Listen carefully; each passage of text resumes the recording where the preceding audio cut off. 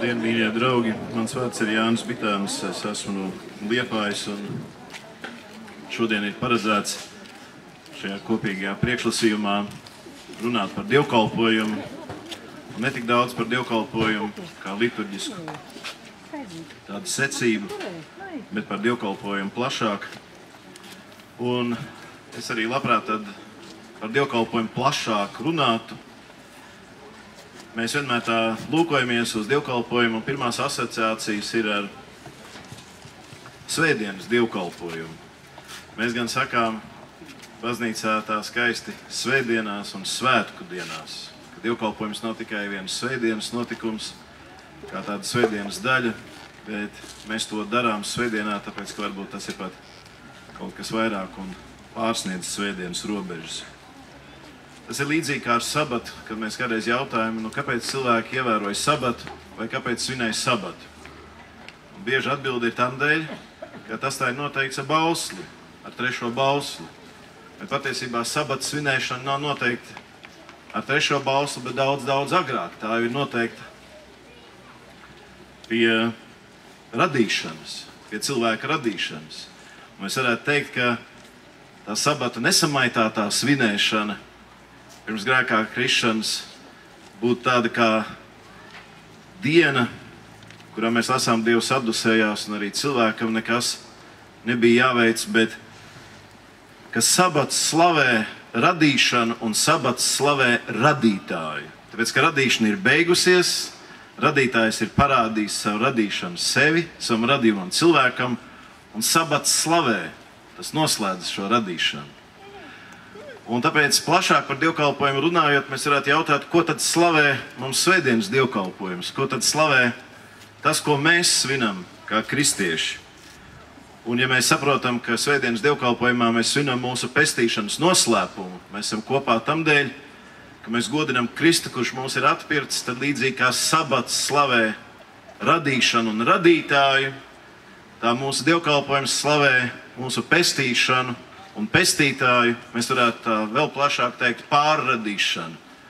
Jo tas, kas ir radīts un grēkā kritis, no jauna tiek atjaunots, un tā ir mūsu svētdienas dievkalpojuma lielā nozīme – nosvinēt mūsu pestīšanas notikumu. Mēs lasām Bībelē jaunajā derībā skaistu perikopi visās lieldienās par Emaus ceļiniekiem. Par Emaus ceļiniekiem, kuri savā starpā runājās ceļā no Jeruzālēmas uz Emau. Viņi savā starpā runā par visām tām lietām, kas bija notikušas Jeruzālēmē, par krustā sišanu. Vēlāk viņi, kad Jēzus viņiem piestājās un nav atpazīstams, un jautā, par ko jūs runājat tur savā starpā, viņi saka, par Jēzu, kurš bija varens savos vārdos un darbos, bet viņš ir cietis, un lūk, ir jau 3. diena. Un tad Jēzus ar viņiem sāk runāt par savu augšām celšanos, par visu to, kas par viņu ir rakstīts praviešos, kas par viņu ir rakstīts vecajā derībā. Viņš viņiem izskaidro tos rakstus, kurus viņi zina, kurus viņi pazīst. Un vēlāk, kad Jēzus liekas, ka it kā iet tālāk, šie Emaus ceļinieki saka, lai viņš paliek pie viņiem, un viņi kopā ieiet un sēžās pie galda, un viņš lauž maizi un sniedz viņiem. Un tajā brīdī, kad viņš viņiem sniedz maizi, viņu acis top atvērts, viņi ierauga, viņu atpazīst, un tūdaļ tajā brīdī, kad viņš tiek atpazīts, tūdaļ pat Kristus pazūd viņu acis skatam. Un no tā dialoga, kas ir pēc tam starp šiem diviem ceļniekiem, mēs zinām, kas ar viņiem ir noticis ceļā. Ja viņi ceļā gāja ar tādu nesaprašanu par visiem notikumiem, tad lūk, pēc šīs sarunas ar kungu, viņi saka, vai tad mūsu sirdis nedega, kad viņš mums izskaidroja rakstus. Kas nozīmē, ka cilvēka sirdī ir jāiedegās. Tas nozīmē, ka gan intelekts cilpo līdzi, gan domas iet līdzi, gan arī visi iekšējā cilvēka dvēseli noskaņa pasauli iet līdzi tam. Viņi ir kā pieķērusies tam saturam, tāpēc, ka viņš ir veldzējošs, tāpēc, ka šis saturs ir bagāts. Un mēs te tūdaļ pat jau tā atpazīstam tādu skaistu, apslēptu mūsu dievkalpojumu ka šie Emausa ceļnieki vispirms ceļā atrodoties runā, klausās, sāk saprast, un tad, kad viņi sēžās pie galda un lauž maizi, tad viņa acis atverās, bet Jēzus pazūd viņu skatām. No vienas puses man kāds svētdienas skolnieks teica, kāpēc Jēzum vajadzēja pazust. Tagad kā reiz būtu interesanti uz viņu ilgāk skatīties, kāds viņš ir pēc augšām celšanās, un kaut kādus gadus, daudzus gadus atpakaļ. Pirms kādiem daudziem gadiem man tiešām nebija ko atbildēt, es teicu vienkārši tāpēc, ka Jēzus tā gribēja, tā notika un tā. Bet laikam ejot un pētot varbūt dievkalpojums, kas tas tāds ir, ne tik daudz kā tikai tāda liturģiska secība, ka tas jau arī ir tas, kā kungs vēlējās, lai turpmāk šeit viņš vislabāk būtu redzams tieši tādā veidā, kad viņš tiek mācīts, sludināts, kad cilvēki to klausās, sirds iedegās par viņu, un ka tā kulminācija un lielākais, kur mēs viņu sastopam, ir tad, kad viņš lauž maizi. Un lielāks un vairāk kaut kas par to būs tikai debesīs. Kaut kas vairāk par šādu skatīšanu būs tikai mūžībā un debesīs līdz ar izredzētiem svētiem un eņģeļu miriādēm. Un līdz ar to es gribu tā uzreiz vērst uzmanību, ka lai cik varbūt tās maz ir draudze vai varbūt nesakopts dievnams vai neatjaunots, jebkurā vietā, kur notiek dievkalpojums, notiek liels atpestīšanas notikums. Mēs mazliet vēlāk runāsim par to, kā mums to svētīgāk piedzīvot. Kā parasti, kad savā laikā līmēja divritenim riepas, tur vienmēr uz visām līmes paciņām bija rakstīts, pirms jūs to liemi lietojat, attaukojiet virsmu. Un ļoti bieži cilvēki nesalīja par tām garīgām lietām kopā tam dēļ, ka viņi pirms dievkalpojuma kaut ko nav attaukojuši pienācīgi. Viņi aiziet varbūt nesagatavojušies, un viņi nesaskarās ar šo noslēpumu un notikumu. Bet patiesībā tas ir lielākais. Euharistija, svētais vakarēdiens, tas ir mūsu baznīcas centrs, avots, viss ticības dzīve. Viss notiek ap šo asi. Man nesen kāds priesteris tā draudzīgi sacīja, ja tu runās par dievkalpojumu savā baznīcā un tajās dienās, tad piemini, ka svētdiena ir ārkārtīgi svarīgs notikums tieši ar dievkalpojumu svinēšanu, jo tā katrs kristietis apliecina ne tikai to, ka viņš kalpo kungam, bet viņš apliecina, ka viņš nekalpo naudas kultam un nav darba vergs. Viņš nav 6+7 darba dienu vergs. Viņš ir atpestīts un darīts brīvs arī šai nozīmē. Un arī to norāda dievkalpojumu svinēšana. Ja sabats slavē radīšanu un radītāju, mūsu svētdienas dievkalpojums slavē mūsu pestītāju un pestīšanu, radīšanas atjaunošanu. Un mēs to svinam tā vienkārši izsakoties vārdā un sakramentā, ka vārds ir tas, kas ir mūsu dievkalpojuma viena daļa, un sakraments ir tas, kas ir mūsu dievkalpojuma otra daļa. Un tas var paiet kā kaut kas dziļš un nozīmīgs un piedzīvots. Tas var paiet arī citādāk, kā ieradums, kaut gan ieradumam nav nekādas vainas. Es redzēju kādu tādu skaistu epizodi, kur pie viena psihoterapeita sēdēja cilvēks un runājās. Un tad viņš viņam tā sacīja, ko tu dari? Viņš saka, es parasti neko nedaru, jo es negribu neko tēlot. Jo no tā jau labāk nepaliek. Viņš saka, varbūt tēlo, vienreiz sanāks pa īstam. Dažkārt cilvēki prasa, vai tas manai ticības dzīvē kaut ko dos, ja es vienkārši tā ievērošu svētdienu, ja es vienkārši tā ievērošu. Es gribētu teikt, ka obligāti dos. Tas ir kā garants, ka dos. Ja cilvēkam ir dzirde, viņš ir kaut cik jūtīgs, spējīgs uztvert un kaut cik piesaist savu uzmanību. Ja reiz dod tiem cilvēkiem, kas netīšām ienāk baznīcā un uzskrien tā kā kuģis uz klints un saka, tai dienā, kad runāja, tas bija tā kā man. Par Spērģenu mēdz sacīt, ka viņš esot sprediķojis neatkarīgi no tā, cik liels cilvēku skaits viņi klausās ar vienādu dedzību. Un vienreiz, kad viņš ir atnācis uz vienu evaņģelizācijas kampaņā, uz vienu no saviem dievkalpojumiem, kurā viņam ir jārunā, tur ir uzcelt liela telts un tāds soli ir tukši. Absolūti tukši, un viņam princips ir runāt vienmēr, kad ir jāsludina, un viņš to tiešām darīja. Un tad, kad viņš ir beidzis savu sprediķi, un parasti cilvēks aicina uz lūkšanu un uz nodošanos Dievam, pēkšņi tajā teltī kaut kas sakustās aizmugurē. Un tur kaut kur iepriekšējā vakarā, pēc tādas īstas rauga iedzeršanas, ir iegājis cilvēks, viņš ir aizmidzis. Un viņš no tā viņa sludināšanas trokšņa ir pamodies. Un viņš tagad guļ, viņš saprot, ka krieviski sakot, nedrīkst zasviķits tagad, jo būs liels kauns. Bet tā pašā laikā viņš ir spiests gulēt, slēpjoties, un viņš dzird katru vārdu, un katrs vārds trāpa tieši viņam, tam grēciniekam. Un tajā brīdī, kad viņš ceļās kājās, viņš saka, es tas esmu. Par ko ir runa? Es tas esmu. Un es domāju, ka tad, kad mums ir tāda savstarpēja uzticība pret Dievu vārdu, gan no vienas puses tiem, kas viņu māca, gan no tiem, kas viņu dodās klausīties, tad ļoti liela uzticība tam, negribās lietot to žargonu randiņam, bet tai sanāksmē, kas mums ir svētdienā, kad mēs sanākam kopā, tad tur noteikti Kristus ir vidū. Es nesen uzrakstīju vienā vēstulē tādu sveicinājumu cilvēkam, ko lietoja bieži. Kristus starp mums man pretīm atrakstīja. Pirmo reizi dzird tādu sveicinājumu, bet ļoti interesanti, esot pielipis. Un tā es sacīju, ja tu katru svētdienu ej uz dievkalpojumu, tad tev vajadzēja šo sveicinājumu dzirdēt, ja ne gluži šitādā vārdu savietojumā, bet tajā brīdī, kad kāds saka, tas kungs ar jums, un visi atbild, un ar tevi, tad tur jau tas notiek. To jau tas arī nozīmē. Tas nav nekāds citkonfesionāls sveiciens. Tas ir tas notikums, tas ir tas brīnums. Lūk, Dievs pestīja. Un mēs pestīšanu svinam dievkalpojumā. Un ja mēs esam dievkalpojumā uzticami Dievam, viņš noteikti būs uzticīgs mums. Viņš ir uzticīgs mums arī tad, kad mēs neesam uzticīgi. Ja mēs runājam par dievkalpojumu ne tikai kā par liturģiju, bet runājam par dievkalpojumu kā par lielākām, gandrīz kosmiskām svinībām, tad noteikti ir jāievēro, kādēļ tas vispār notiek. Kādreiz jautā, kāpēc Dievs radīja pasauli. Un nereti tā mēdz atbildēt, ka tā ir Dieva suverēnā griba, viņš ir radītājs. Bet tad, kad mēs lasām Jāņa evaņģēlija 3.16, mēs redzam, kāpēc viņš pestīja pasauli. Un patiesībā viņš atpestīja tā paša iemesla dēļ, kāpēc viņš rada.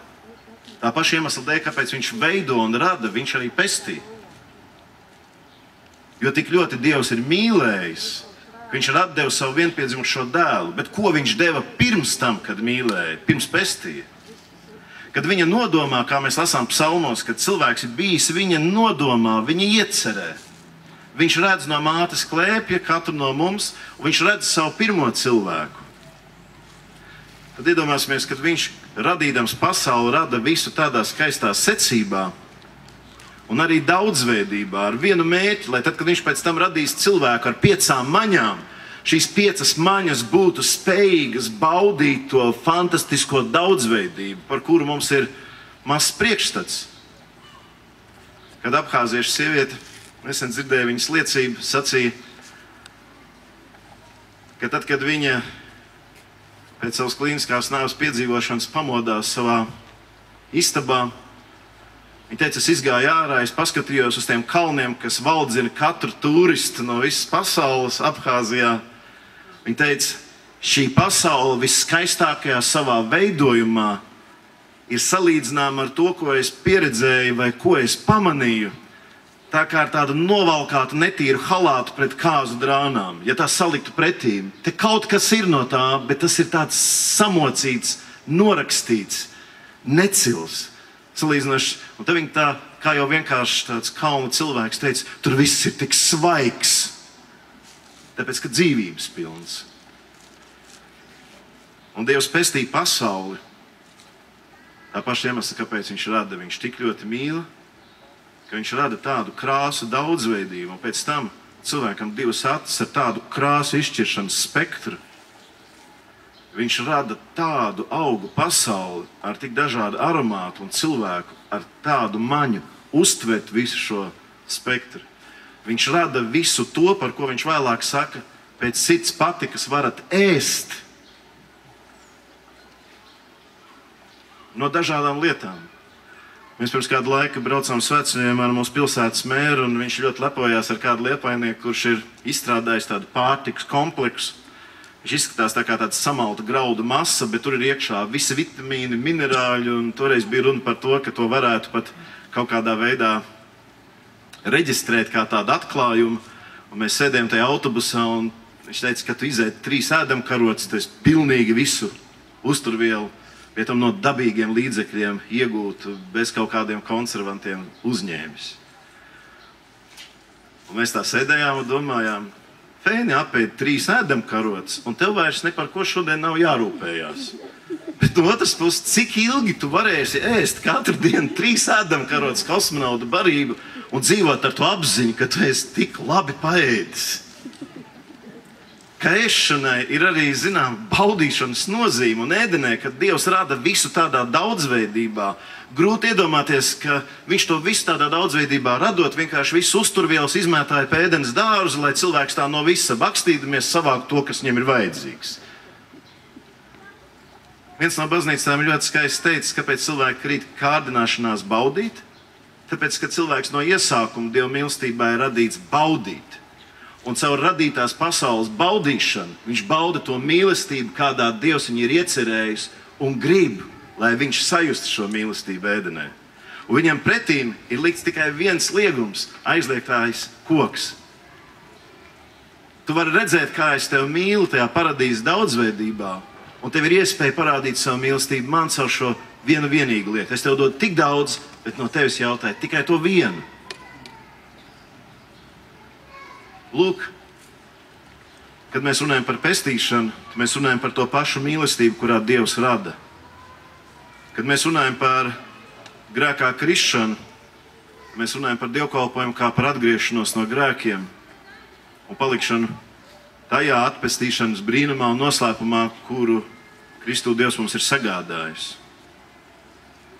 Es saprotu, ka mēs runājam par dievkalpojumu, un noteikti tā arī darīsim, bet vēl mazs ekskurs, kad ēdenes dārzā Ieva dzirdēja kārdinājumu. Viņa to vispirms dzirdēja. Un pēc tam mēs lasām radīšanas grāmatā, ka viņa skatījās, ka koks ir jau iekārojums to uzlūkojot. Un kad viņa bija dzirdējusi šo čūskas uzrunu, nākošā lieta, kas bija piekalta lietām, bija viņas redze.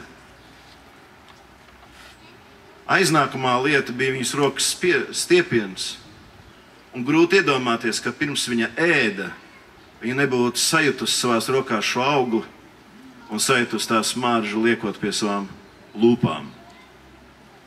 Visas maņas, ar kurām Dievs bija radījis cilvēku, lai viņš baudītu svētlaimi ēdenē, bija iesaistīts kārdināšanā un krišanā.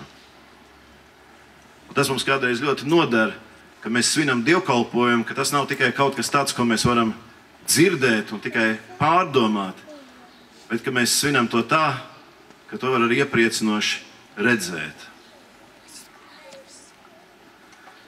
Dievs mums ir radījis ar dvēseles logiem. Viss mūsu dvēselē nonāk caur šiem dvēseles logiem maņām. Mūsu noskaņas mūsos rodās no tā, ko mēs redzam, dzirdam, sajūtam. Tur gāžās. Daži satraucoši paskatās atpakaļ. Es jums devu pilnīgi tukšu impulsu, pilnīgi bez seguma. Un tas izraisa reāli pārdzīvojumu. Bet tad, kad mēs nākam baznīcā, neviena no lietām, ko mēs redzam, dzirdam, ēdam un pat sasmaržojam, un pat kurai mēs pieskaramies ar savu pieru vai rokām, nav tukša vai bezvērtīga. Tāpat kā pie krišanas visiem mūsu dvēseles logiem bija pazudinoša nozīme, tā te ir glābjoša. Es nesen biju kādā klosterī, kur blakus klosterim atrodas tāds vesels nams ar invalīdu bērniem, un tur ir viens bērniņš, kurš savā laikā ir piedzīvojis smagu invaliditāti. Viņš nespēja ne redzēt, ne dzirdēt, viņš tikai var sataustīt, viņš tikai tausta.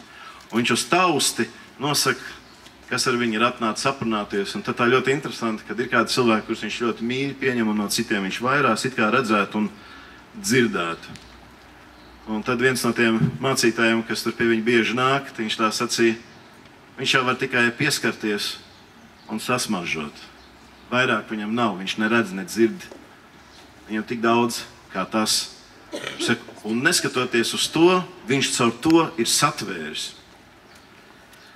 Mēs svinam dievkalpojumu kā mūsu pestīšanas notikumu, un tas mums arī dievkalpojumu padara neaizvietojamu. Ja reiz mēs runājam par dievkalpojumu svinībām mūsu atpestīšanas kontekstā, ir dažas lietas, kuras es gribētu pieminēt, kuras mēs ne ar ko personiskā dievbijībā nevaram aizvietot dievkalpojumu vietā.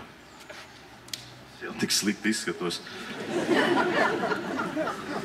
Man ir augstākā temperatūra 22 grādi, pēc tam es svīstu. Paldies!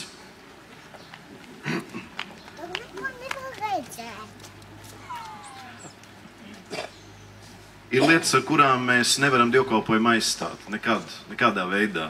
Ir kaut kas, ko dievkalpojums tikai var nodrošināt, tad, kad mēs esam dievkalpojumā. Es to saku tā iemesla dēļ, ka es kalpoju draudzē, kurā mums ir apreģistrētiem tuvu pie 600 draudzes locekļi, bet, ja mēs jautātu, cik ir tāda baznīcēna, tie ir 280 tādi regulāri, 2 līdz 300 tā kustīgā daļa. Un tad ir interesanti, ka vienmēr no tās otrās puses, kā cilvēks saka, vai man ir vienmēr svarīgi būt klātesošam, vai man ir vienmēr svarīgi tur būt. Patiesībā tas ir jautājums, vai man ir svarīga man pestīšana vai nav. Vai tas ir nozīmīgi vai nav nozīmīgi. Kādreiz cits cilvēks saka, man nevajag tik daudz, man pietiek ar kādu mazāku brīdi. Grūti ir ielīst katra kurpēs. Bet es domāju, ka ja mēs uz dievkalpojumu skatāmies nevis uz kādu tādu kristīgas dzīves iešaurinātu pienākumu aiziet, būt, piedalīties, bet mēs uz to skatāmies kā uz tādu nemitīgu savas atpestīšanas noslēpumu, apstiprināšanu, svinēšanu un nostiprināšanu, tad paliek grūti pajautāt, vai vajag retāk. Un ievērosim, ka tas, ko mēs runājām pašā iesākumā par Emausa ceļiniekiem, ka tas ir klātesošs katrā mūsu dievkalpojumā, katra dievkalpojuma evaņģēlija perikope, tas, par ko mēs tiekam mācīti vai uzrunāti, vienmēr ir par to, kur parādās mūsu pestītāja, mūsu atpestīšanas darbs. Lai kāda būtu svētdienas perikope, Kungs uz zemes nav darījis neko tādu, kam nebūtu atpestīšanas nozīme mūsu dzīvē. Tas nozīmē, ka mēs katru svētdienu, dodoties uz dievkalpojumu, nemitīgi esam pie tā klātesoši. Un mēs vienmēr saņemam to, ar ko noslēdzās Emausa ceļniekiem tā saruna, kas viņiem aizdedzināja sirdi pie sakramenta. Ja mēs varētu paskatīties uz dievkalpojumu tādā frontālā veidā, tad mēs viņu redzētu kā tādu apuli. Mums vienmēr svētdienās un svētkos dievkalpojums vairāk vai mazāk ievēro vienu to pašu ritējumu. Arī mūsu baznīcas gads ievēro vienu to pašu ritējumu. Un tas joks, ka daži neiet, jo tur vienmēr ir regla, kā aiziet, un nekā jauna nav baznīcā, patiesībā nemaz neizturt kritiku. Tāpēc, ka tad, kad šo riņķi pagriež sanskatā, tad mēs redzētu, ka dievkalpojums patiesībā ir kā spirāli.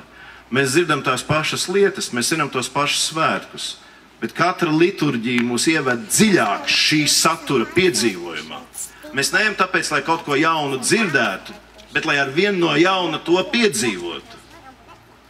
Man ir jābūt godīgam, kad ir dažas perikopes, kā Karls Štēlis savā laikā teica, kad jūs par kādu rakstu vietu daudz domāsiet vai meditēsiet, pienāks viens brīdis, ka jums vairs nevajadzēs iet tos ierastos soļus meditācijā, lai izkristu viņiem cauri uzreiz līdz tam, kam jums ir aktuāls nākamais. Jums vairs nebūs vajadzīgs kāds vispārējs skaidrojums par šo rakstu vietu vai kāda aktualizācija. Jūs varēsiet iekrist dziļāk, tālāk. Un tāpēc mēs ejam vienmēr, lai to, ko dzirdam vienu no jauna, un it kā vēlreiz, bet lai piedzīvotu tai mērā, kādā nekad neesam piedzīvojuši. Es gribētu sacīt, ka nav vienādu Ziemassvētku dievkalpojumu un nav vienādu lieldienu. Katrs nākamās ir citādākas. Kad sieviete pie uguns svētīšanas stāvot laukā pie baznīcas vienās lieldienās sacīja, viņa teica, ja es tagad aizvērtu acis un neskatītos to ugunskura, bija tāda zestra lieldienu nakts, viņa teica, ja es tagad aizvērtu acis, es ļoti ilgēju baznīcā, bet man ir tāda sajūta, ka es varu sākt nojaust to atmosfēru, kas bija ap to tukšo kapu. Tā, bez sprediķa par to, bez kā, vienkārši tāpēc, ka tu atrodies liturģiskās svinībās. Jebkurš sīkums kļūst piepildīts. Jebkurai lietai ir atpestīšanas nozīme. Un es domāju, ka viņas piedzīvojums bija īsts, tā nebija tukša jūsmošana. Viņi pietiekuši ilgi baznīcā, lai vienkārši kārtējo lieldienu vigīliju stāvot pasacītu, cik es labi jūtos šovakar. Bija pavēsts, bet viņi teica, ir tāda sajūta, ka man pat vairs nav jāstāsta, kas notika. Es vienkārši atrodos tuvu pie tās mistērijas, par ko tie teksti liecina. Ka vienu dienu vispār var nebūt tekstu, var būt tikai šis pestīšanas notikums, kas ieskauj dvēseli. Atceros, kā viens priesteris sūdzējās savam bīskapam, kad otrs amatbrālis, kad vadot dievkalpojumu, to dara tik ātri, ka viņš netiek līdzi, viņš tik ātri, bet skaidri runā, ka viņš nespēja palūkties līdzi. Un parasti saka, nedrīkst tā noslužīt tā. Bet ar to bija it kā citādāk. Viņš teica, es esmu to tik tālu piedzīvojis, ka man tie vārdi gandrīz vairs nav vajadzīgi. Man viņi ir jāpasaka apkārt stāvošo ļaužu dēļ, bet es gribu ātrāk doties uz priekšu tajā piedzīvojumā. Un tad bīskaps teica, tieši apkārt stāvošo ļaužu dēļ nedari tā.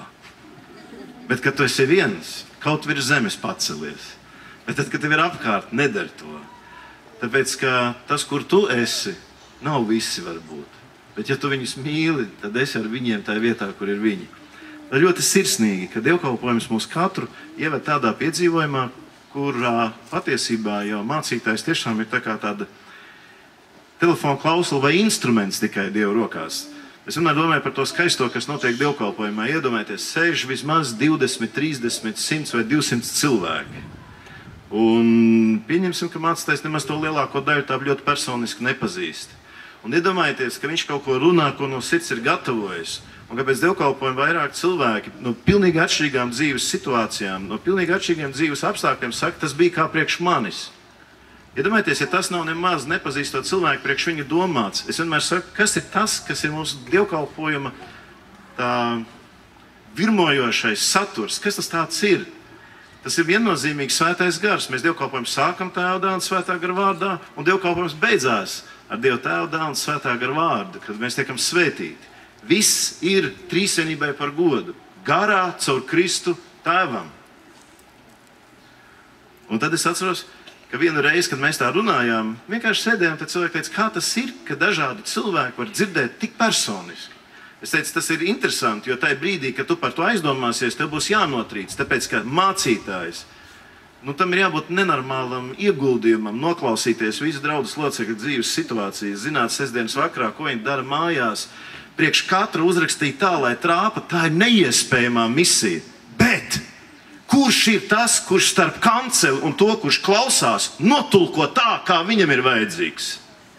Kurš ir tas tulks, kurš notulko to tekstu un tās dienas evaņģēliju katram tik atšķirīgam cilvēkam tā kā priekš viņa? Tas ir tikai Dieva garam iespējams.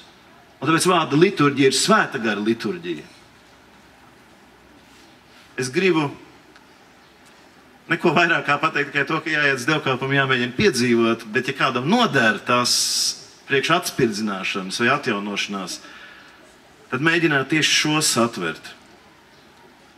Klaivs Staples Lewis savās Krūšņavas vēstulēs raksta, ka cilvēks atnāk uz baznīcu, ka viens tas vecais vēlns raksta tam jaunajam, viņš saka, labi, tagad, kad tu esi viņu izlaidis ārpus sava redzesloka, viņš ir nonācis līdz baznīcai, glābsim, ko var saglābt. Galvenais, neļauj viņam skatīties uz altāri un klausīties tajos vārdos, kas skan. Pievērs viņu uzmanību tiem čīkstošiem zabakiem vai tam izgriezumam vai vienalga, kam dari visu, lai viņš nedzird un neredz to, kas ir priekšā. Un es domāju, ka mēs ļoti daudz ko iegūtu, pat ļoti, ļoti tādā pieticīgā liturģiskā gaisotnē, ja mēs mēģinātu satvert šo saturu. Emaus ceļinieku sirdis tika aizdedzinātas. Mans pieminētājs vienu rekolekciju lektors Karls Štēliks sacīja tā, viņš teica, mācītāji, meditējiet par Dievu vārdu un iedziļinieties, ieaugiet viņā iekšā. Tāpēc, ka kompilācija uz rakstām galdas ar dažādiem avotiem, ko interesanti sastiet kopā, izgāzīsies to draudzes locekļu priekšā, kuri dzīvo. Tāpēc, ka cilvēks, kurš dzīvo Dieva vārdā, kurš viņā ir iegrimis, viņš, kā lai pasaka krievis labāk, spinnim mozgam sajutīs, ka man atlasa kaut ko. Man lasa priekšā. Tam, kurš to dzird pirmo reizi, būs aizraujoši, bet es jūtu, ka man lasa priekšā. Es gribu dzirdēt, ka tas ir viņa radīts piedzīvojums. Tas ir tas, ko viņš no augšienes grib pasakīt.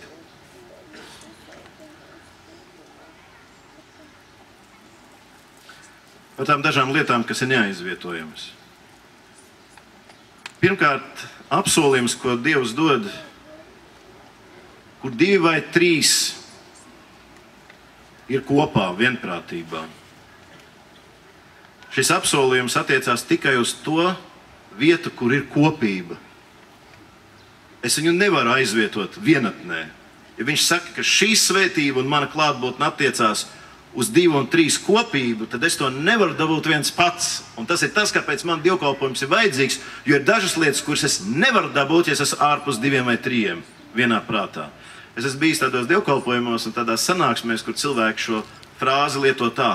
Mēs esam 2 vai 3 cilvēki, uzliekam rokas, Dievs, tā kā tu esi teicis, 2 un 3 ir, un tagad, lai notiek, ko mēs prasam. Patiesībā šeit runa nav par skaitļiem. Kaut vai 100. Runa ir par to, ka tur, kur ir 2 vai 3, tur sāk parādīties vienprātības vērtība. Tur parādās minimums, starp kuriem ir jāatrod vienprātība un jāmāk kaut ko upurēt. Kad mēs lasām psalmos, kur brāļi dzīvo kopā vienprātībā, tā ir kā dārga eļļa, kas notek no Ārona bārdas uz viņa drēbju vīlēm.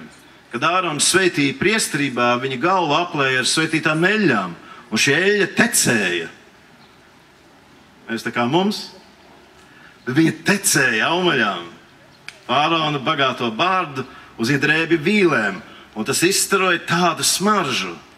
Redzamā un jūtamā veidā par viņu tika dot svētība.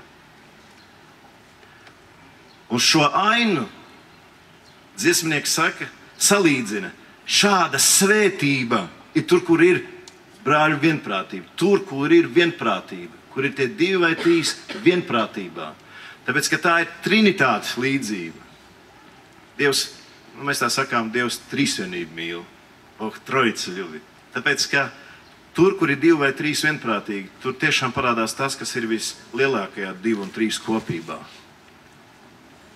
Un tāpēc arī dievkalpojumā, tur, kur notiek procesijas, nes procesijas krustu, tas jau notiek tikai tam dēļ, lai uzsvērtu. Lūk, šis ir dievkalpojuma sākums. Mēs esam atnākuši vairāk nekā 2 vai 3. Mēs esam atnākuši vienprātībā svinēt mūsu pestīšanas notikumu un par zīmi tam, ka Kristus tur savu solījumu, šis procesijas krusts tiek nests iekšā. Mums baznīcā daži cilvēki tā mēģina noturēt mieru stāju. Lielākā daļa pagriežas pret krustu un paklanās. Kāpēc? Tāpēc, ka mēs zinām, ka Kristus neredzamā veidā savu apsolījumu piepilda. Un es to nevaru aizvietot ar visdziļāko, dievbijīgāko lūgšanu savās mājās viens pats. Otra lieta, lai kā es lasītu svētos rakstus, vienīgi un tikai baznīcā es varu saņemt to viedokli, kurš ir izturējis to laika un šo rakstu vārdu saprašanas pārbaudi, kas ir no apustuļiem līdz šai dienai. To rakstu vārdu mācību, kur ir izgājusi caur tiem koncilos, kuros tiek atsijāti maldi.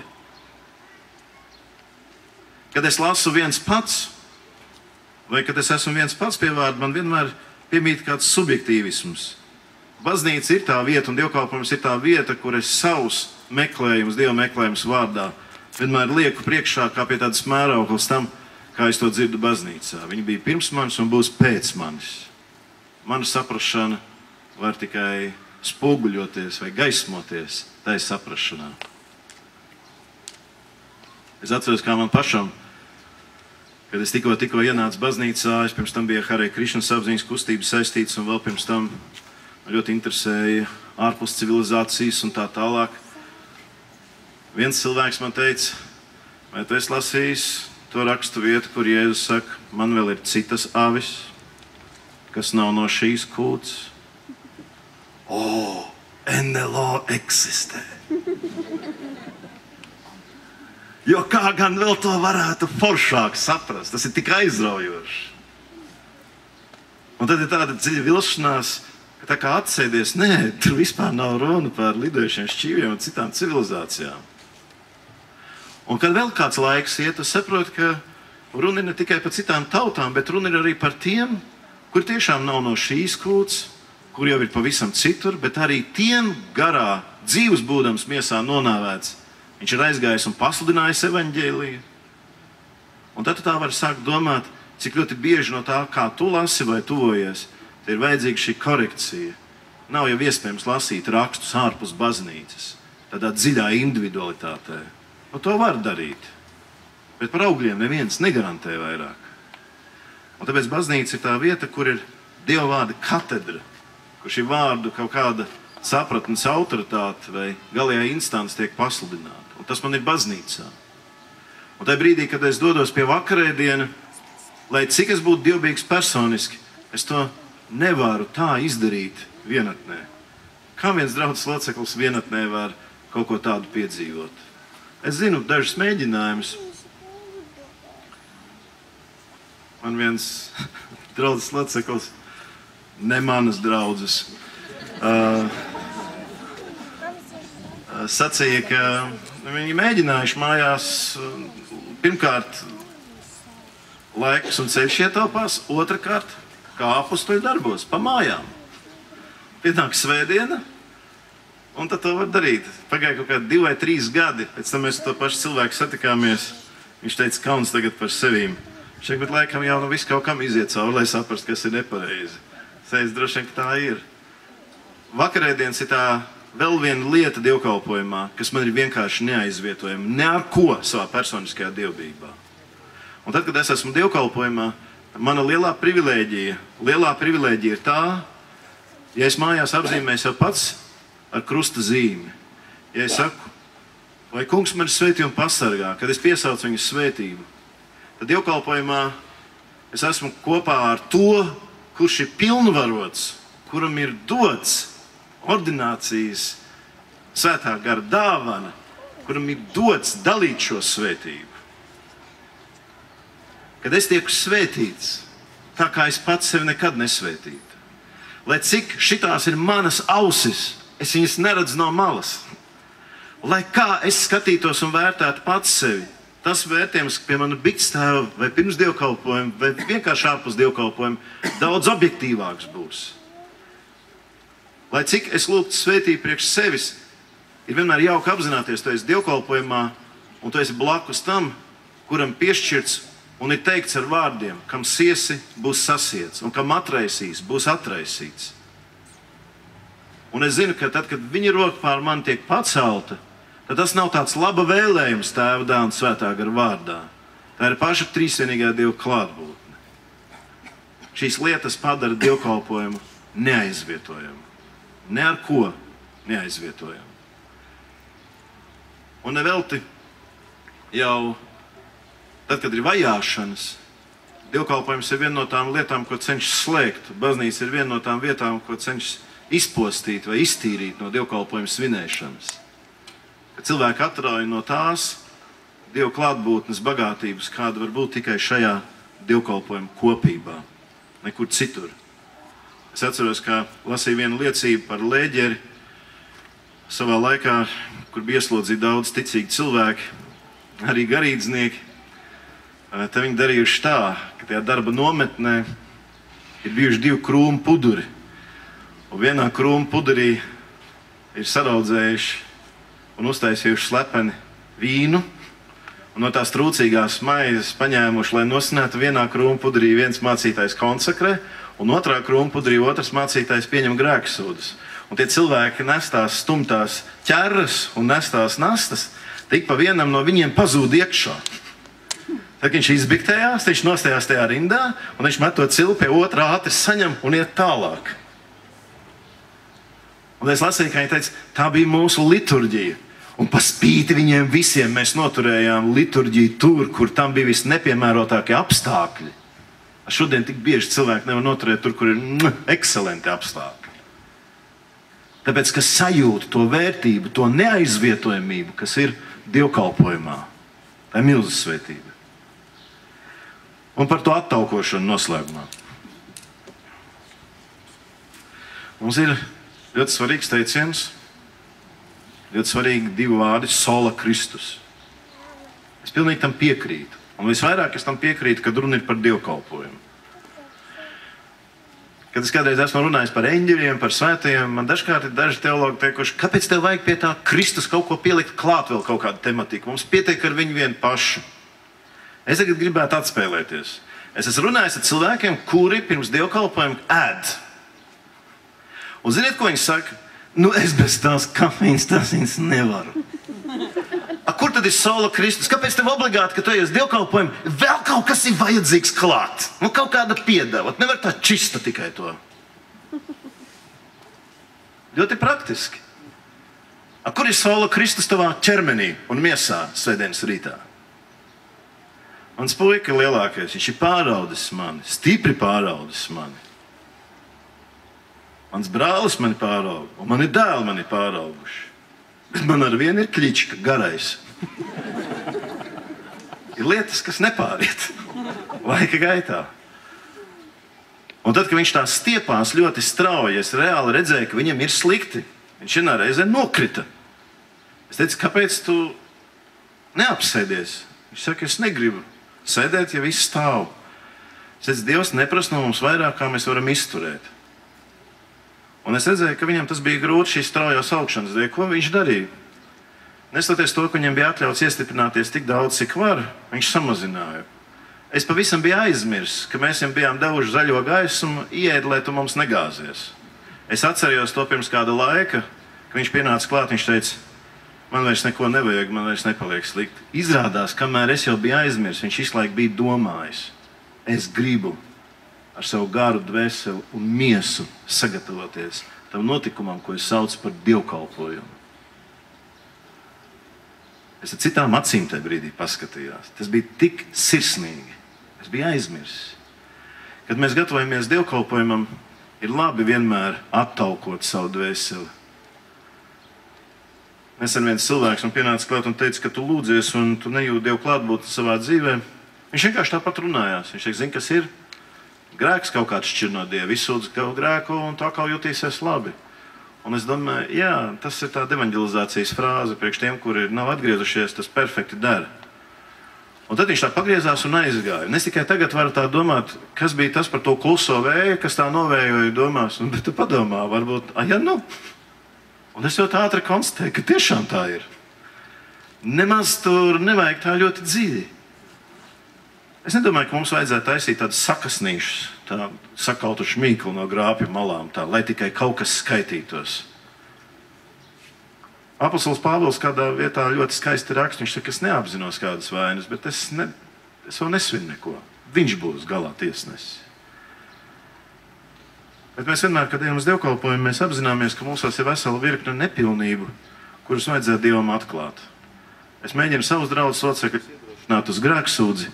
Tieši tā iemesla dēļ, ka tad ir, es pat nevaru pateikt, dziļāks, skaistāks, mīļāks, brīnišķīgāks, bet tad ir īstāks Dieva tuvuma piedzīvojums, ka cilvēks ar Dievu ir vaisirdīgs savās vājībās vai savās vainās. Kādreiz vispārējā grēksūdze īsti nemaz tādā kopīgā plānā daudz ko neatrisina. Es to zinu no pieredzes, kad cilvēki saka, labi, kad es tagad tādā veidā sūdzu, tas ir daudz nopietnāk. Atceros kādu mācītāju konferenci Vaivaros, tur kāda kundze sastīja par to, kā viņi ir savu mazbērniņu izmetus no rokām zīdēni, kurš ir nokritis uz akmens plāksnēm. Un viņa bija tā pārbijusies, ka viņa nokrita uz ceļiem, un tad viņa to tekstu, ko zināja automātiski, viņa teica, vispēcīgais Dievs ir žēlīgais tēvs, es nožēloju.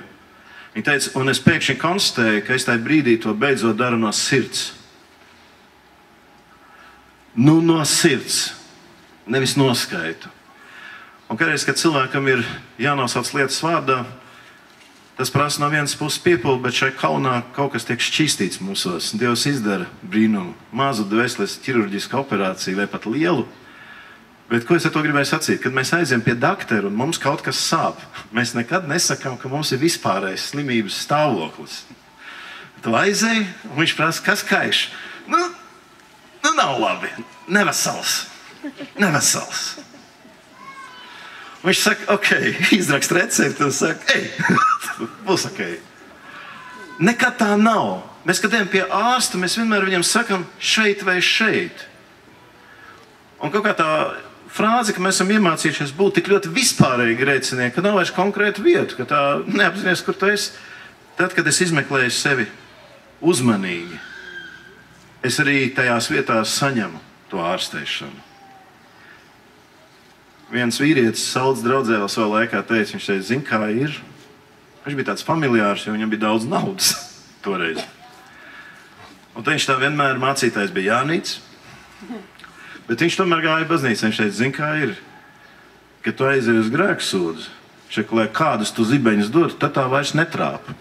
Tu tā klausies, ka tā ir. Bet nav vairs tā, ka tev mačī.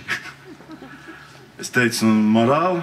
Viņš teica, vajag pirms prediķa klausīšanās aiziet uz grēksūdzi. Viņš saka, tad tā nelips klāt ar tādiem pārmetumiem. Tad tu vairāk dzirdēsi tā, ka tu esi pažēlots.